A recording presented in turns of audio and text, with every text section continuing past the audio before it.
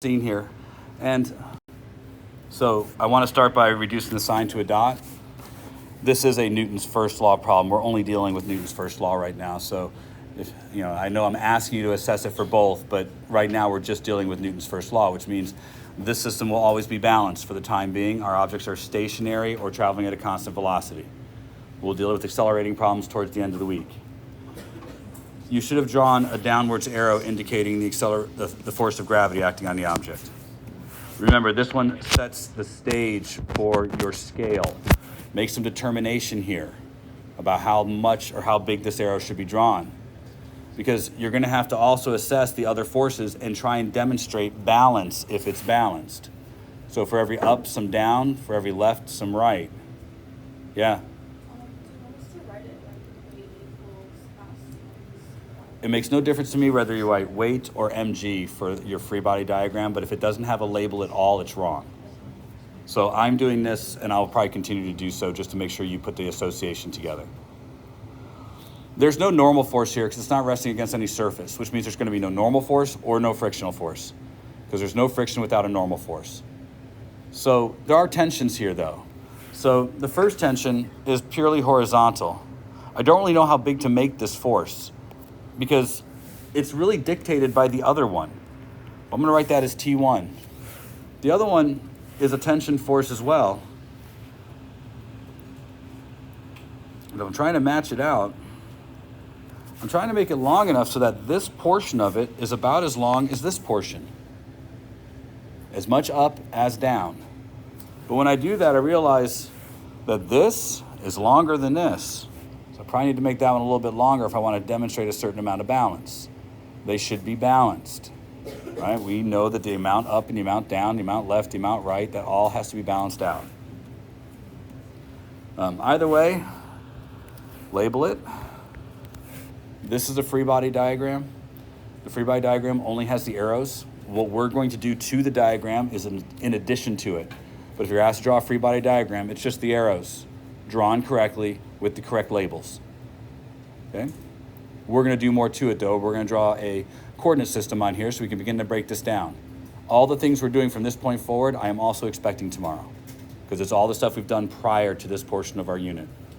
I have to choose a coordinate system here. This system's not accelerating, so I'm going to choose a coordinate system that's aligned with as many vectors as possible, and I know that these two are at a right angle to each other. Because of that, I'm going to use a coordinate system that exploits that fact. So I'm going to make my x direction and y direction aligned with that tension and that weight. Labels: positive x, positive y, negative x, negative y. This is to give you clear understanding of what direction is what's positive and what's negative. You're communicating that to the person who's grading your paper. I also have to assess where this angle goes, and it goes here. That's where theta is. I know that because if I draw another line here, this angle here and this angle here are alternate interior angles and must be the same. Remember your geometry. So corresponding angles, alternate interior angles, exterior angles, vertical angles, remember all of those things? You're going to need it for stuff like this. So pay attention to those things that you learned already. Bring them to class. All right. We have a coordinate system. We have to resolve any vectors that are off axis. We have a single vector that is off axis. It is this T2. So I'm going to draw something. I'm going to label it to T in the x direction and T in the y direction. I'm writing those in just to give me reference that I'm going to take T2 and break it up into two components. These components replace the original vector. They're used for me to be able to break this into one-dimensional problems. But T2 is the actual vector representing the force. Tx and Ty, they're extra. They're what I'm adding to solve the problem. This is the adjacent side. This is the opposite side.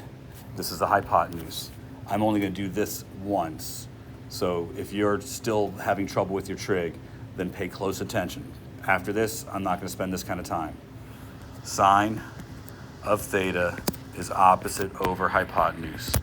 Cosine of theta is adjacent over hypotenuse. The hypotenuse is T2. That means my opposite side, Ty, is T2 sine theta. And my adjacent side is Tx, and it's T2 cosine theta. Just doing out the trig. I won't do that in the future. We've spent enough time on trig, you should be becoming proficient.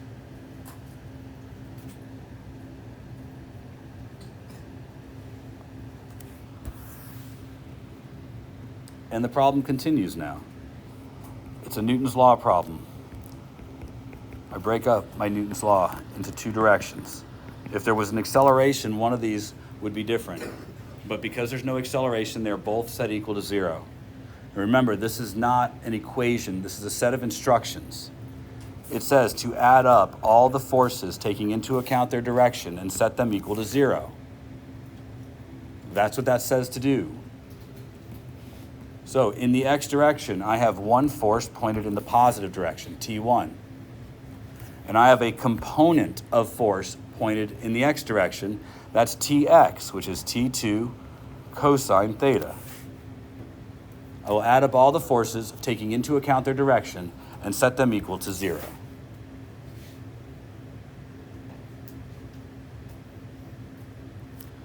I've assessed that one. I'm going to assess the y direction. In the y direction, I have one component of a vector that points upwards, Ty. That's T2 sine theta. And I have a vector that's downwards, that's weight, mg. That will sum to be equal to 0.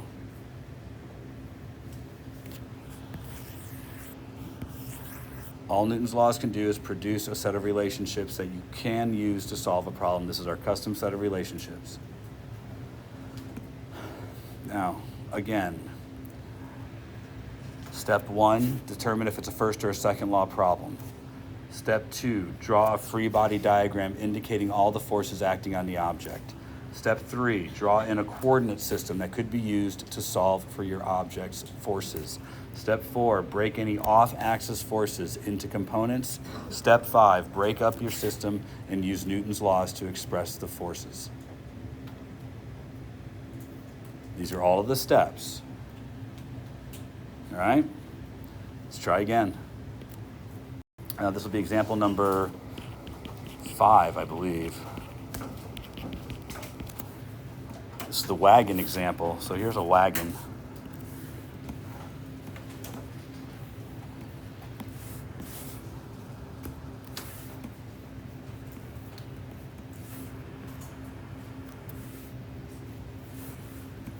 So I have a wagon being pulled by a child.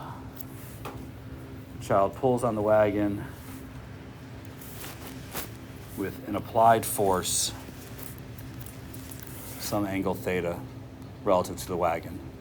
This is the child pulling on the wagon. The wagon moves along the ground in this direction at a constant velocity.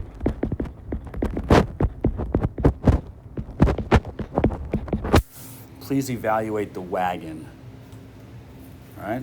Evaluate the wagon. You have 5 steps.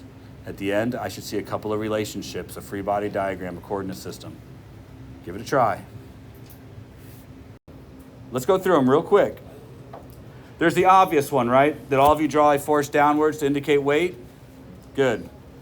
That one's easy.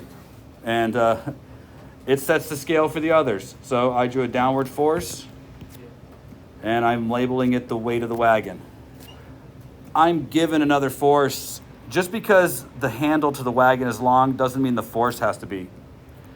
This is supposed to be the applied force. It's how the kid's pulling on the wagon. Don't get the handle or drawings. Don't let them dictate the size of your arrows. Your arrows should make reasonable sense. Is your applied force bigger than the weight of the wagon? Is he pulling the wagon off the ground? So when you think of the size of these arrows, think rationally about it. The wagon is in contact with the ground. That's a normal force. Any force from a surface must be perpendicular to that surface. The only way the normal force can be acting on the wagon is if it acts in that direction that is perpendicular to the surface. So I draw in a normal force that is perpendicular to the surface. I am careful to make the normal force small. This portion of the force that's upwards and this portion of the force that's upwards add together to balance the weight. So everything that's pushing up should be balanced by something pushing down. At the same time, this looks unbalanced to me. Does it look unbalanced to you? But we said from the beginning that this is a Newton's first law problem, which means balance. I think there's got to be something pulling to the left on the wagon. What's the most likely culprit? So a resistive force of friction acting this direction to balance the applied force that's pulling to the right. Lowercase f for friction or forces. You guys are asking, some of you ask questions about how do I know what direction something is? I'm telling you what direction they are. Normal forces have to be perpendicular to the surface. You don't get a choice. Frictional forces have to oppose motion. You don't get a choice. Friction has to be parallel to the surface by definition. So friction and normal force are always perpendicular to each other. These are things that you don't get to choose. This is how it has to be. You choose whether that force maybe exists in your problem or not. I need to choose a coordinate system that best represents this problem. I'm going to choose a coordinate system that's aligned with the forces since it's not accelerating. I'm probably going to choose, let's see, something that's aligned like this. Makes the most sense to me.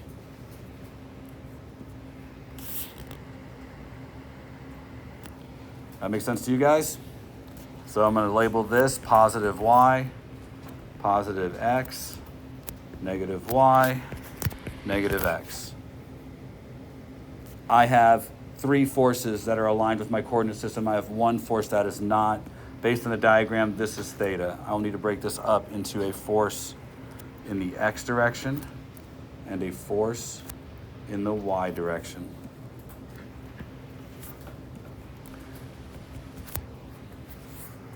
Based on that triangle, this one's got to be FA sine theta, and this one's got to be FA cosine theta. Right? Adjacent side and opposite side. Or you deal with your triangle separate so you can get these correct. Any question about the triangle part? I've done all the way through step 4, which is to resolve my off-axis forces into their components. If you don't have these things written down, if you're not doing these things, I'm expecting this tomorrow. So, I'm thinking at this point, I'm going to apply Newton's law. Net force in the x direction equals 0. Net force in the y direction equals 0. It looks to me like I have 2 forces that are in the x direction. I have FA cosine theta pointed in the positive x direction, and I have friction pointed in the negative x direction. They must sum to be equal to 0.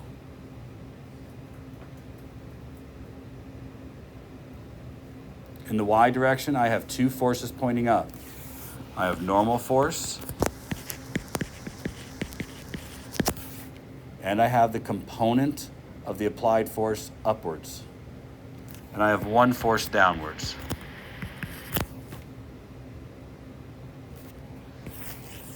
Custom relationship generated from the information presented in this problem.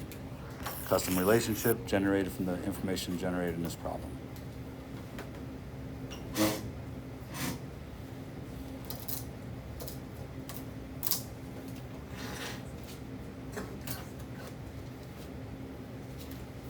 All right. Example number 6. I am intentionally trying to trick you with example number 6. No worries. For example number 6. Nope. Do that better.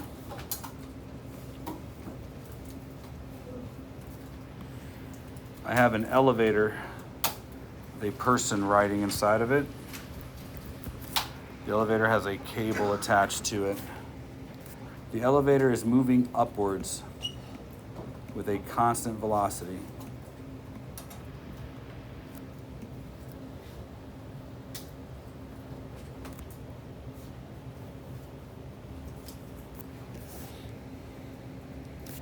My person has a mass of 60 kilograms. Please draw me a free body diagram for the person in the elevator. In fact, apply all of this to our person in the elevator. So it appears I only tricked a few of you in this class. You did better than first period. This is the book on the table problem. It's no different than that. Remember the book on the table, the very first example we did? I think all of you did okay in putting that there's a downward force acting on the person, calling it weight, which would be 60 times 10 or 600 kilograms meters per second squared. I'm doing a little bit more here to give you more information. If they have a mass of 60 and the acceleration of gravity is 10, then this force is 600 units long, and the unit is kilograms times meters per second squared. It's a complicated unit, but G is in meters per second squared, and M is in kilograms. Everybody okay so far? This has a name, and it's called a Newton. Newton is the unit of force. Okay? Newton is the unit of force. 10 newtons is about 2.2 pounds. Pound is also a unit of force. So if you know what you weigh in pounds, you can get a conversion here to newtons if you want. Now, most of you drew an upward force. Some of you drew more than one, but there's only one thing acting on the person upwards. That's a normal force. Tension doesn't act on the person, right? There's no cable attached to the person. Some of you had a sideways force, but there's no need for a sideways force unless we think that there's something trying to prevent them from sliding. So there's no friction, I don't think, in this case. Not necessary unless the elevator's tipped at an angle or something. Now do me a favor real quick. Draw me a free body diagram for the elevator. I'm still intentionally trying to trick you. All right. We don't have much time today because it's early release. Did you draw 3 arrows or 2 arrows? Hold up the number of fingers for the number of arrows you drew. Interesting. So, did we all draw a downward arrow for weight? Yes. Excellent. Good start. That one's easy. Did we all draw an upward arrow for tension? Yes. Excellent. Did we draw a downward arrow for normal force?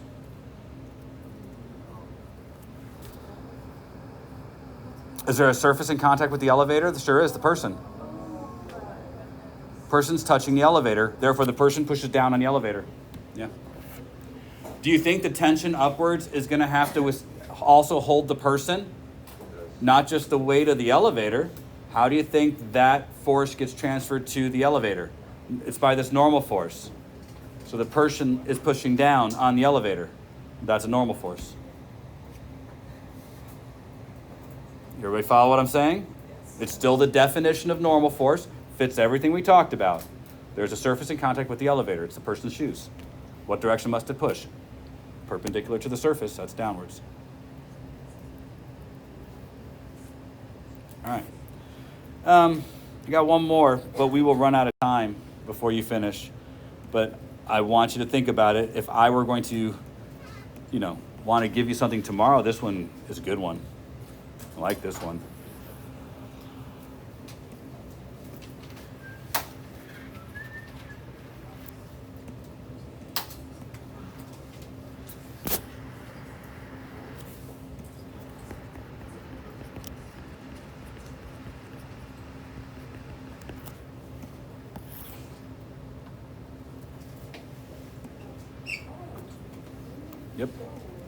Yep. All right. I'm interested in the box. A person pushes a box up a ramp. The ramp has an angle theta. Box has a mass m. But I'm interested in the box, not the person. The person is pushing the box up the ramp. The box moves up the ramp at a constant velocity.